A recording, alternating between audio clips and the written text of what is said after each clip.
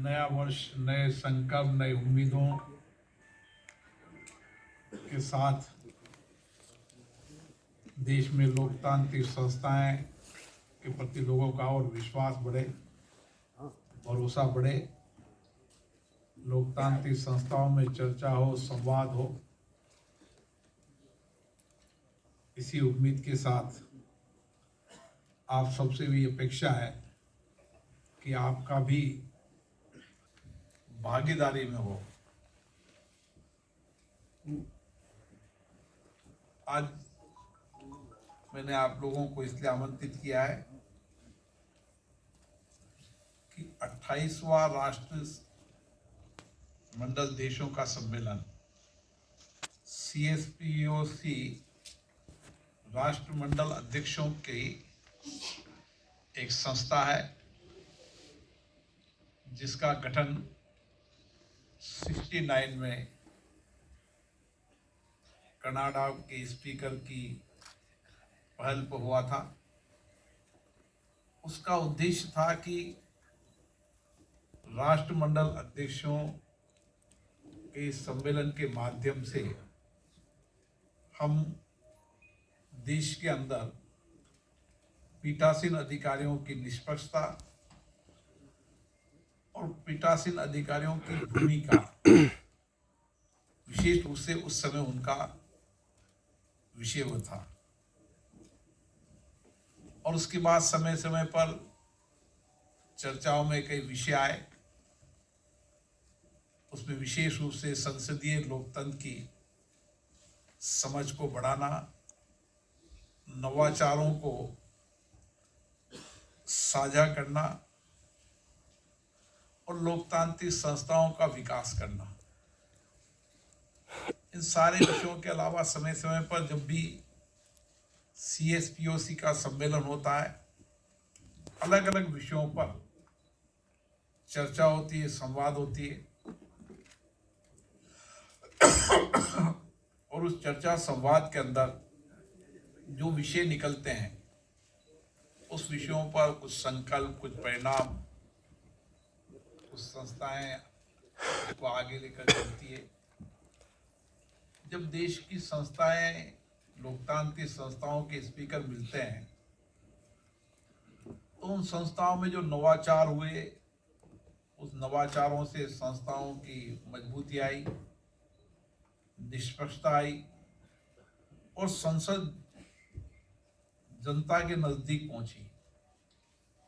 और जनता केवल मत देने तक नहीं, मत के बाद भी जनता संसद से जुड़ी रहे, इसके लिए भी समय समय पर अलग अलग चर्चा हुई।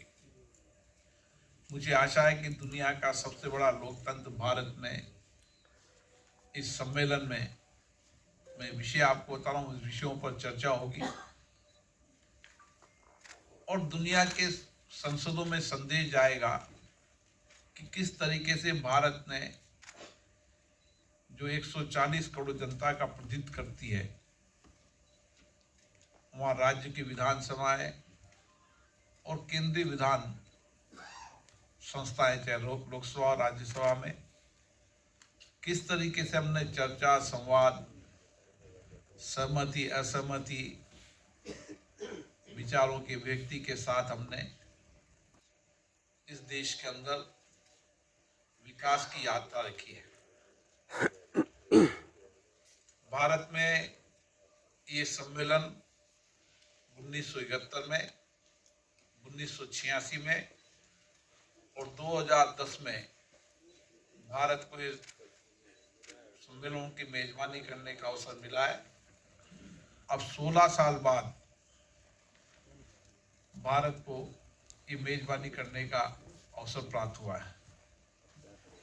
पिछले वर्ष घनसी के अंदर जो इसकी कार्यकारी परिषद की बैठक में भारत को अध्यक्षता करने का दायित्व सौंपा और भारत ने इस सम्मेलन को संसद के संविधान सदन में आयोजित करने का फैसला किया। ये सम्मेलन 14 तारीख को इसकी कार्यकारी परिषद की बैठक होगी जिसमें 15 देशों के लोग आएंगे।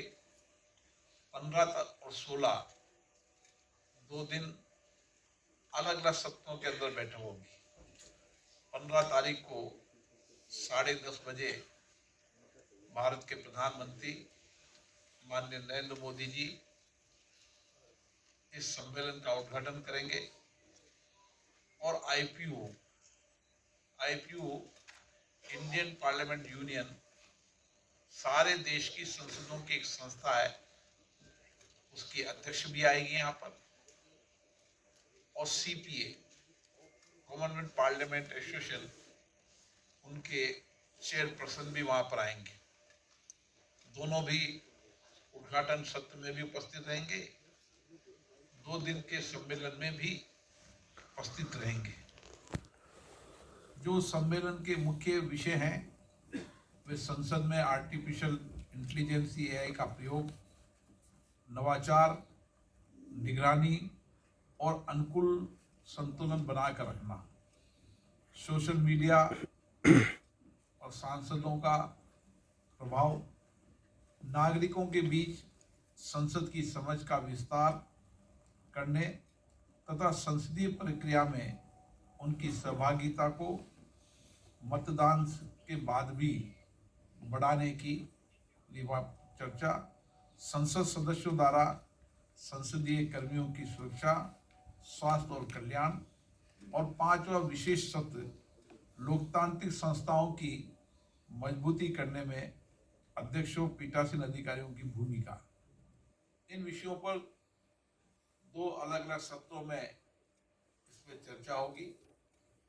हमारे लोकसभा और राज्यसभा के पुराने जो सभा कक्ष है उनमें इन सभी अध्यक्षों को 2 अलग अलग कक्षों में बांटकर 2 दिन तक लगातार चर्चा होगी।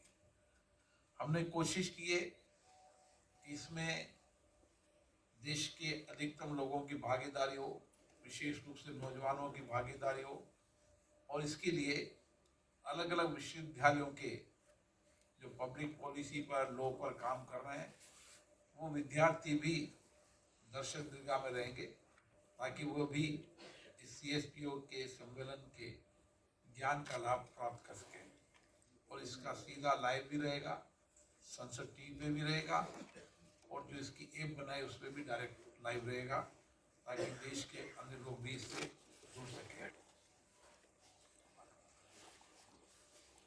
उसके बाद भारत की विविधताएं जो विशेष रूप से हमारे पर्यटन के रूप में है, देश और दुनिया के लोगों को पर्यटन में आकर्षित कर सकें, इसके लिए जयपुर जिसकी विशेष स्थान है वहाँ इनके टूर प्रोग्राम का आयोजन रखा गया है।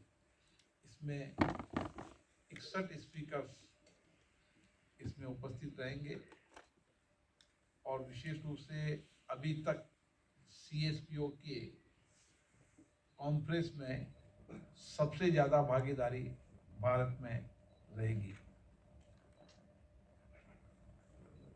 हमने आग्रह किया है कि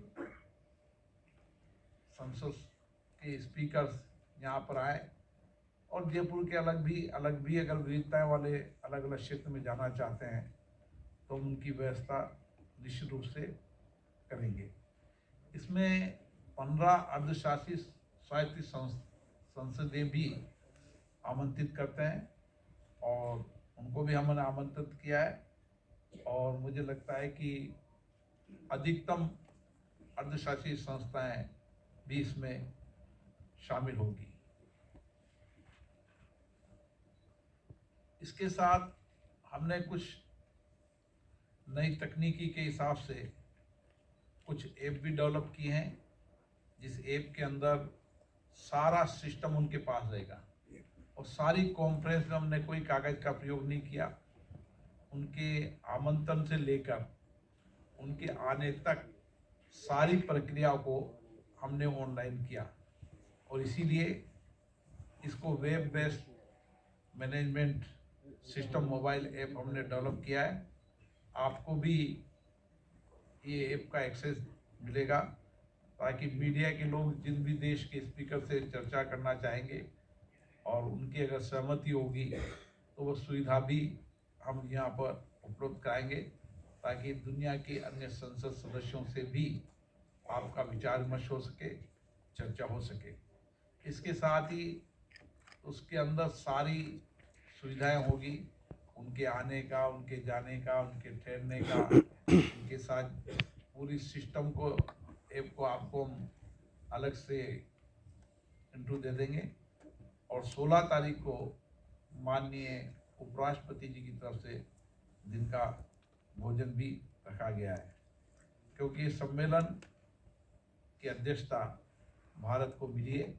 मुझे आशा है कि यहाँ पर व्यापक विचार विमर्श होगा, अच्छी संवाद होगी, चर्चा होगी, उससे एक बेहतर परिणाम आएंगे और हम देश की संसदों को और निष्पक्षता, पारदर्शिता, जनता के जवाबदेह बना पाएंगे। और उसके साथ साथ नवाचार, जो एआई टेक्नोलॉजी का नवाचार है, वो नवाचार का उपयोग संसद को के माध्यम से देश की जनता को जुड़े। हमेशा संसद सदस्यों की भी और विशेष रूप से पार्लियामेंट की भी ये जिम्मेदारी रहती है कि वह जो कुछ भी पार्लियामेंट में होता है उसकी ज़्यादा से ज़्यादा एक्सेस जनता को रहे। जनता की सहभागिता, जनता की भागीदारी, ये लोकतंत्र की ताकत है। और इसीलिए हमने कई तरीके के प्रयास किए हैं, जिसमें आपको परिणाम भी मिलेंगे। पहली बार 22 भाषाएं का समांतर अनुवाद भारत की संसद में हो रहा है। और पिछली बार भी कई माननीय सदस्यों ने अपनी अपनी क्षेत्रीय भाषाओं में अपने अपने विचार रखे। मुझे आशा है कि इस बार की संसद के बजट सत्र में 22 भाषाओं में अलग अलग क्षेत्र के माननीय संसद सदस्य विचार रखेंगे। ये भी भारत के लोकतंत्र में एक इतिहास रहेगा कि भारत की कितनी बड़ी विविधता है, क्योंकि भाषा की विविधताएं भी हमें जोड़ती हैं। और अलग अलग राज्यों से आने वाले जनप्रतिनिधि अपनी भाषा में जोड़ेंगे तो भारत की संस्कृति, भाषा की भाषा, तो हम कहते हैं कि अलग अलग बोली, अलग अलग भाषा भारत की विविधता है, वो ताकत भी देश और दुनिया के लोग देखेंगे। और दुनिया के अंदर भी अभी भारत की संसदीय है, जहाँ 22 भाषाओं में एक साथ समानता अनुवाद है। हमारी कोशिश है कि आने वाले बजट सत्र के अगले सत्र में हम 22 भाषाओं के अंदर एआई के माध्यम से उनको सारे कागज भी, उनके जितने भी सूचनाएं हैं, अलग अलग जो समय समय पर सदन में जो पेपर्स की आवश्यकता होती है, उस दिशा के हम काम कर रहे हैं। अभी 10 भाषाओं में कर पाए, लेकिन मुझे आशा है कि जल्दी हम 22 भाषाओं के अंदर ये सारे परिपत्र भी हम 22 भाषाओं में लोगों को उपलब्ध कराते रहेंगे। में हमारी कोशिश है कि दुनिया की संसदों से भारत का संवाद अधिक बढ़े, इसलिए हम संसद सदस्यों के फ्रेंडशिप ग्रुप बनाने की दिशा की ओर आगे बढ़ रहे हैं, ताकि भारत की संसद सदस्य अन्य देशों के संसद सदस्यों के साथ आपस में मिलकर बातचीत, चर्चा कर किस तरीके से भारत के लोकतंत्र को, दुनिया के लोकतंत्र को सशक्त, मजबूत बनाया जा सकता है।